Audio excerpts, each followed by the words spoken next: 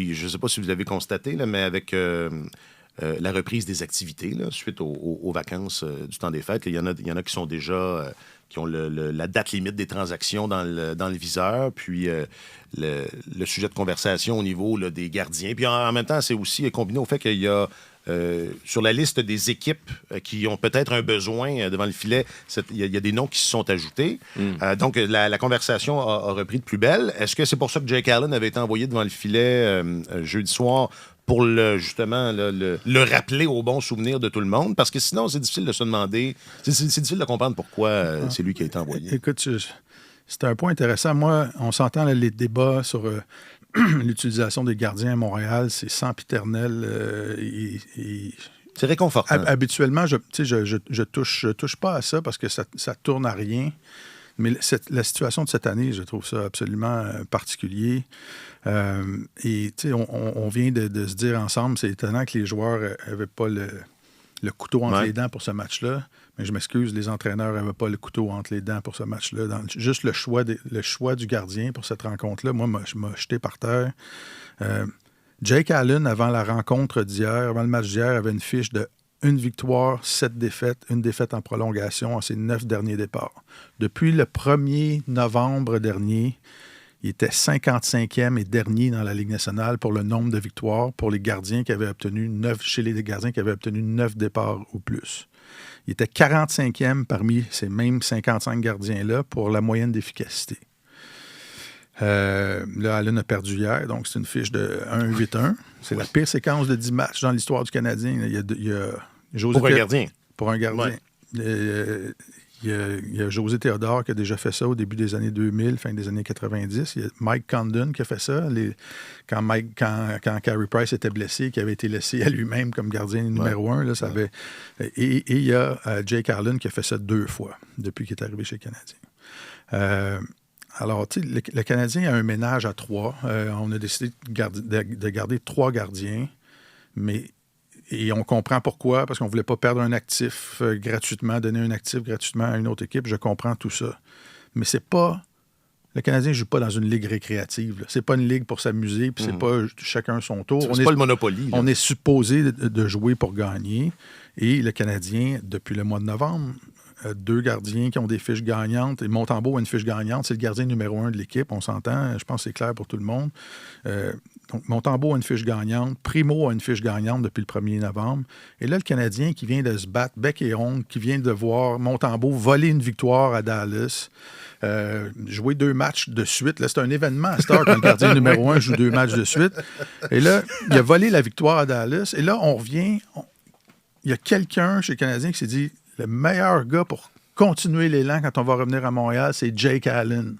Alors qu'on a 2 gardiens qui jouent mieux que lui depuis 2 mois et on va faire jouer Jake Allen et je trouve ça, honnêtement, je trouve ça gênant. Si tu joues pour gagner, tu peux pas de façon raisonnée justifier cette décision-là. Puis toute la fiche que je viens de donner là, depuis un bout de temps, arrêtez là, de le mettre il n'est plus en vitrine. Jake Allen, il n'y a personne qui va se battre pour aller le chercher. Là. Il faut essayer de jouer pour gagner. Et dans le cas de Montembeault, je parlais de Montembeault, Montembeault a eu 16 départs depuis le début de la saison. Okay? C'est le gardien numéro 1 de l'équipe. Il y a eu 1 départ de moins que André Vasilevski à Tampa. Et André Vasilevski a commencé sa saison le 24 novembre. C'est le gardien numéro 1 le moins utilisé de la Ligue nationale, alors que c'est lui qui donne, en principe, les meilleures chances de gagner. Alors, à quoi on joue? Je sais pas, Martin, je sais pas. Non, mais c'est comme ça depuis le début. Alors, tu sais, on peut discourir sur un paquet de facteurs, l'énergie des joueurs aussi, ça, mais ce sont des décisions... je trouve qu'ils font très, très mal paraître. Et qui montre que l'agenda, clairement, c'est pas de gagner parce que tu as beau regarder les statistiques avancées tant que tu veux ou quoi que ce soit. Il y a des gardiens qui gagnent dans cette équipe-là. Il y en a 2 qui gagnent la majeure partie de leur match. Et il y en a un qui se fait battre match après match. Bien, ça, devrait être la première statistique qu'on regarde. Puis je comprends pas qu'on a fait jouer Jake Allen dans ce match-là.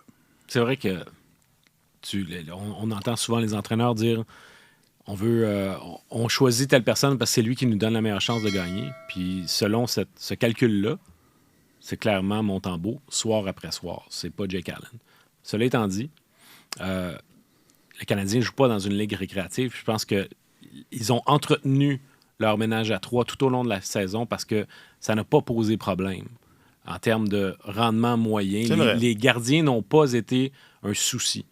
Et là, tout le monde dit « Ouais, mais là, comment ça se fait? Là? Pourquoi il n'en échange pas un? » Je pense qu'on attend... Kent Hughes et Jeff Gorton attendent le moment où ils vont pouvoir réussir une extorsion ou un vol de grand chemin aux dépens d'une autre équipe. Ils attendent le moment où il y a une équipe qui va avoir un besoin devant le filet qui est devenu tellement pressant par rapport à leur situation au classement, par rapport au fait que les performances de leurs propres gardiens ne sont pas au rendez-vous, qu'ils vont se tourner ailleurs. Mais pour que Jake Allen soit le gardien que ces équipes-là vont choisir, d'une part, le Canadien doit se dire « OK, Jake Allen, c'est un vétéran qu'on n'a pas besoin de le mettre en vitrine. Toute la ligue le connaît depuis 10-12 ans. » Si je peux me permettre, la façon dont il joue, là, ce serait mieux. Puis je dis pas, je dis pas ça pour être inutilement méchant, mais il nuit ça nuit à la cause là, en ce moment. Là. Oui, mais sauf qu'à cause des statistiques que Martin a si éloquemment élaborées, il faut aussi le faire jouer pour renverser la vapeur, pour faire en sorte que on n'envoie pas le message au reste de la Ligue que le vétéran goaler que vous connaissez tous, là, il n'est plus capable de gagner un match. Alors, c'est simplement une question de priorité rendue là. Est-ce que la priorité est à la bonne place?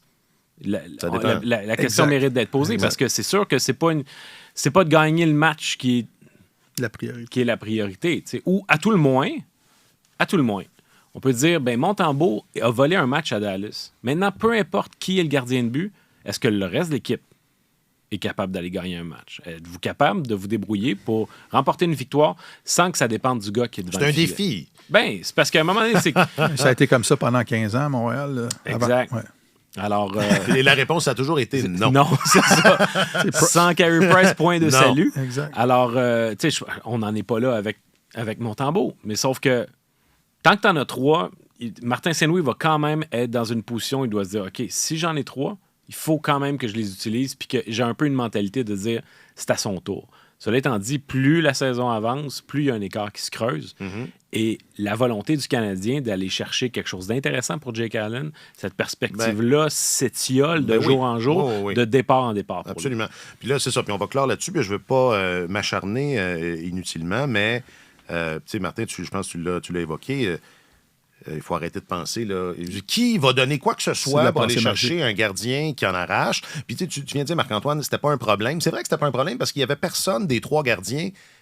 Évidemment, ça prend du temps. Ça prend quelques mauvaises performances qui s'accumulent pour qu'il y en ait un qui semble être en difficulté. Là, ça arrive là, avec Jake Allen. Évidemment que c'était pas ça au mois d'octobre. Puis même au mois de novembre, c'était pas si clair. Mais là, ça se clarifie. Oui, mais cela étant dit, avec Jake Allen, dans ses 3 départs précédents, il avait donné 2 buts contre Nashville. Il avait donné 2 buts contre Winnipeg. Il était très bon contre Winnipeg. Il a donné 3 buts en Floride. Si je ne m'abuse, il y a un des 3 buts où il a été plutôt faible, le 3e. Tu sais, c'est pas... il s'est pas fait défoncer, là, alors, mais hier, il a mal paru, puis même sur les arrêts qu'il faisait... Les poteaux de loin. Il paraissait inquiétant. Ouais.